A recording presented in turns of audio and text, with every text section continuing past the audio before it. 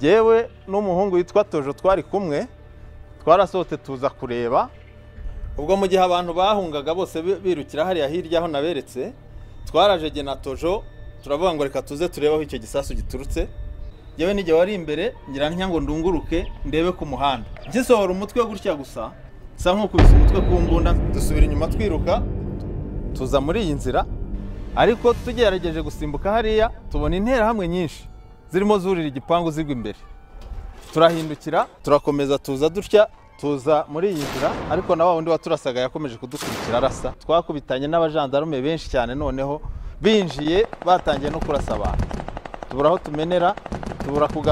tunanirwa kugaruka inyuma tunanirwa no gukomeza imbere duhita tuzamuka kuri esikariye